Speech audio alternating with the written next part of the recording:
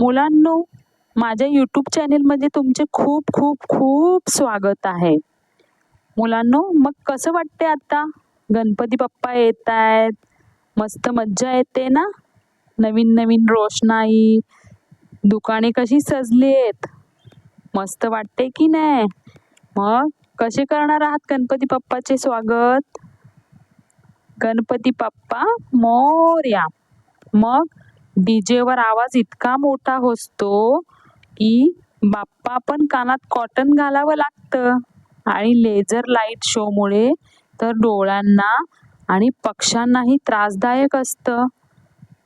म्हणून डीजे आणि लेझर नाही, तर फक्त भजन आणि भक्तीचं सेलिब्रेशन करूया, हो की नाही? हीच माझी सूचना आहे. तर आपण पुढे कसे बोलावे ह्या धड्याची सुरुवात करूया. इयत्ता 5वी या पुस्तकातील 12वा लेसन बोलावे कसे या धड्याचे आता आपण वाचन करणार आहोत आणि मग पाहणार आहोत स्वाध्याय.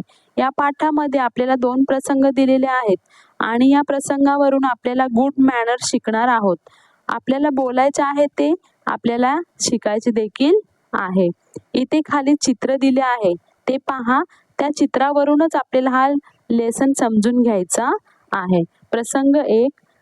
एके दिवशी संजू फोन करतो, तेवढ्यात तिथे अंजू येते.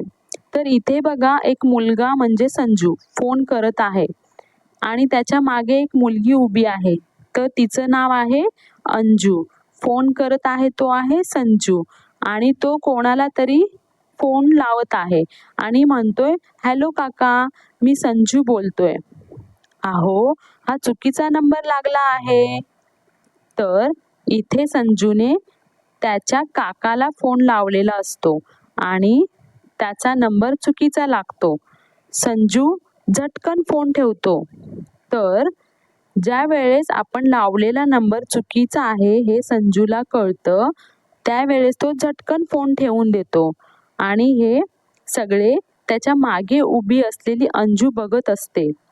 अंजू त्याला समजावून सांगते, तू चुकीचा नंबर लावला होतास, त्यामुळे तू त्या व्यक्तीस मला माफ करा असं नम्रपणे म्हणायला हवे होतेस. मुलांनो, आतापर्यंत पाहिले की संजू फोन लावतो आणि फोन चुकीचा लागतो.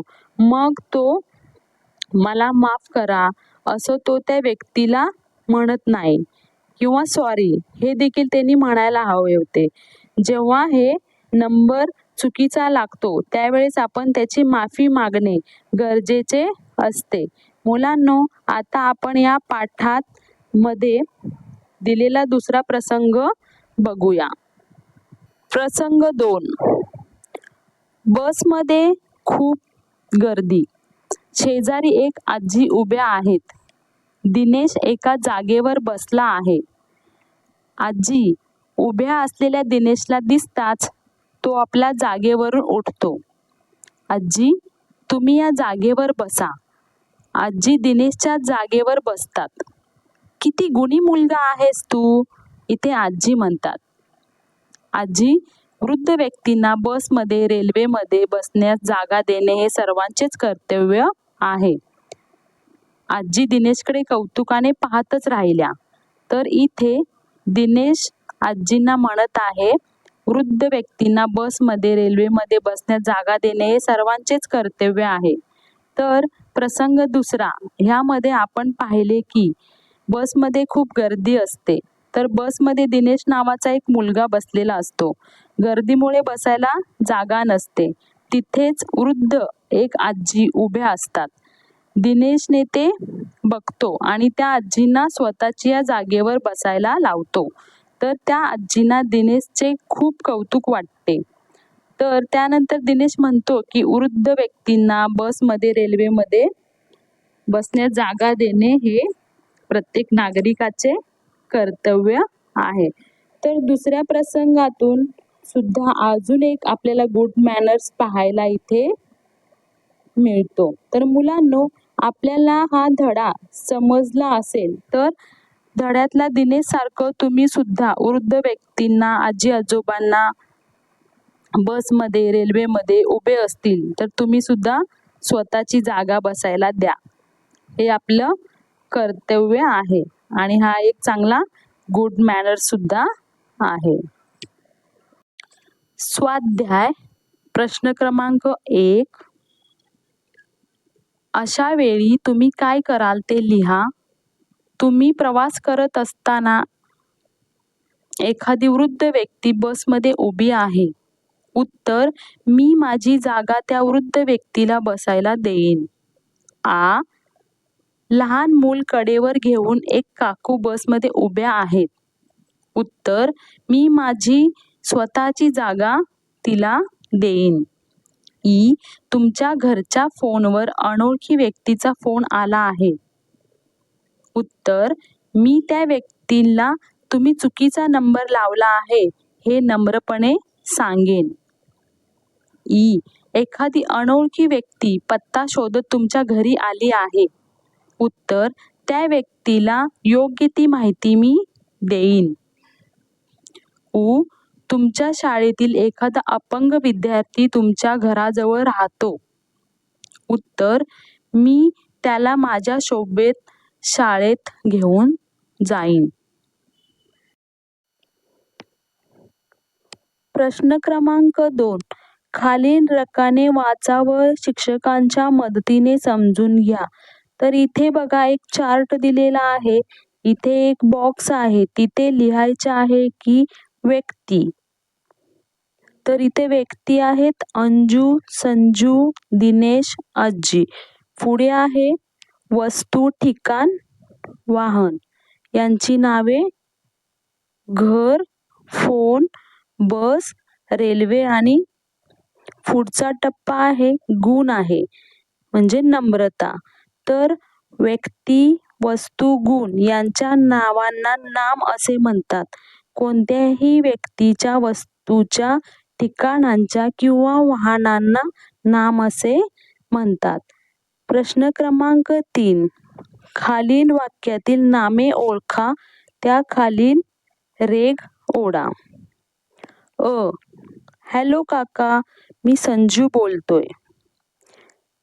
तर ह्या वाक्यामध्ये काका व संजू ही काय आहेत? नामे आहेत. तर याच्या खाली आपण रेस ओढायची आहे. आ. आजी तुम्ही या जागेवर बसा. तर इथे आजी हे काय आहे? नाम आहे. तर इथे आजी ह्या नामाखाली म्हणजे लाईन ओढायची आहे. ई. दिनेश हा गुणी मुलगा आहे. तर इथे दिनेश हे काय आहे? नाम आहे.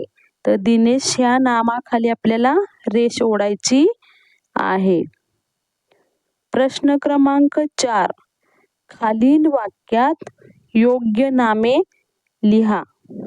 अ. डॉट डॉट हा माझा जिवलग मित्र आहे. उत्तर: संस्कार हा माझा जिवलग मित्र आहे. आ. माझ्या दप्तरात डॉट डॉट या वस्तू आहेत. तर इथे दप्तरात वस्तूंची नावे लिहायची आहेत. याच्यामध्ये मी लिहित आहे पुस्तक, वही, पेन. तर इथे काय येणार आहे? माझ्या दप्तरात पुस्तक, वही, पेन ह्या वस्तू आहेत.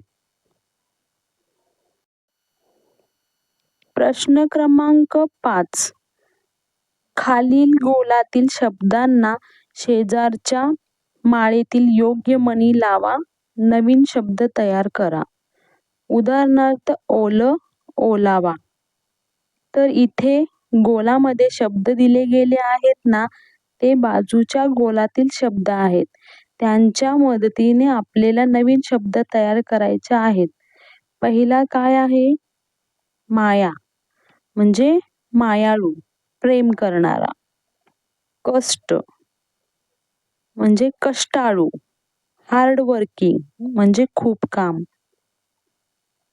पुढचा आहे गोड.